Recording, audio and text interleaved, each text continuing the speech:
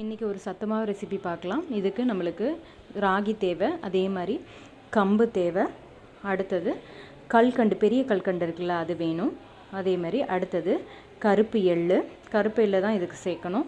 அதே மாதிரி பாதாம், அதுக்கப்புறம் சோம்பு ஒரு 4 ஸ்பூன் வரைக்கும் சேர்த்துக்கலாம். நான் இன்றைக்கி ஒரு மெஷர்மெண்ட்டு, ஒரு கப்பில், இந்த கப்பில் தான் நான் 1.5 கப்பு எடுத்திருக்கேன். கம்பும் ராகியும் இதில் 1.5 கப் எடுத்திருக்கேன். ராகியை நம்ம நல்லா வாசனை வர அளவுக்கு நல்லா வறுத்துக்கலாம். ராகியில் நிறைய சத்துக்கள் இருக்குது. உங்களுக்கு கால்சியம் அதிகமாக இருக்குது, இதில் பாலை விட அதிகமாக இருக்குதுங்க. இது புற்றுநோய் செல்களோட வளர்ச்சியை தடுக்குதுங்க. அடுத்தது இதை நம்ம தனியாக ஒரு பாத்திரத்தில் ட்ரான்ஸ்ஃபர் பண்ணிக்கலாம். அதுக்கு அடுத்தது நம்ம கம்பையும் இதே மாதிரி வறுத்து எடுத்துக்கலாம். கம்புலேயும் நிறைய சத்துக்கள் இருக்குது. இரும்பு சத்து அதிகம், அதே மாதிரி நார் சத்து அதிகம். இரத்த சர்க்கரை தன்மை இதில் ரொம்ப குறைவாக இருக்குது.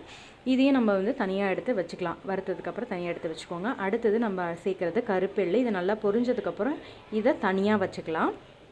ராகியோடையும் கம்பியோடையும் சேர்க்க வேண்டாம். இதை நம்ம தனியாக அரைக்கணும், அதனால் தனியாக எடுத்துக்கலாம். இதில் அடுத்தது நம்ம சேர்க்குறது சோம்பு. இது விட்டமின் சி அதிகமாக இருக்குது. இதில் விட்டமின் ஏவும் இருக்குது. நச்சுக்களை வெளியேற்றும் தன்மை கொண்டது இது. சரிங்களா? இதை நம்ம ராகியோடய கொட்டிக்கலாம். அடுத்தது பாதாம். நான் பாதாம் இன்றைக்கி 100 கிராம் எடுத்துருக்கிறேன். பாதாம்லேயும் நிறைய சத்துக்கள் இருக்குது. விட்டமின் இ இருக்குது. உங்களோட ஸ்கின்னெல்லாம் ரொம்ப சூப்பராக வச்சுக்கும். ஓகேவா? அடுத்தது இப்போ நம்ம எள்ளையும் பல்ஸ் மோடில் வச்சு பொடி பண்ணிக்கலாம். ஏன்னா இது நைஸாக அரைப்படாது. அதுக்கப்புறம் நம்ம ராகி, கம்பு, அதுக்கப்புறம் சோம்பு, இது 3த்தையும் போட்டு நல்லா பொடிச்சிக்கலாம். அதுக்கப்புறம் மறுபடியும் அந்த கருப்பெள்ளையும் பாதாமையும் போட்டு அடிச்சிருக்கோம்ல, அந்த பவுடரையும் இதோட மிக்ஸ் பண்ணி அடிச்சுக்கலாம்.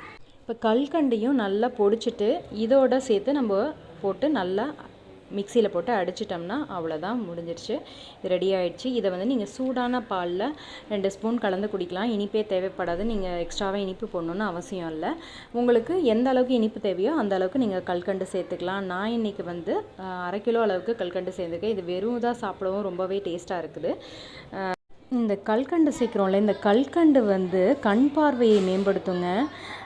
அதே மாதிரி இந்த லேடிஸ்க்கு மெனோபாஸ் டைமில் மூட் ஸ்விங்ஸ்லாம் வரும்ல, அதெல்லாம் இது சரி செய்யுது. இது அதே மாதிரி குளிர்ச்சி தரக்கூடியது இந்த கல்கண்டு. ஸோ கல்கண்டு கண்டிப்பாக சேர்க்கணும். காஃபி, டீக்கு பதிலாக தினைக்கும் இந்த சத்துமாவு கஞ்சியை 1 கிளாஸ் குடிங்க. உங்களுக்கு வாழ்நாள் முழுவதும் இந்த கழுத்து வலி, மூட்டு வலி, முதுகு வலி, இடுப்பு வலி, எந்த வலியும் வராதுங்க.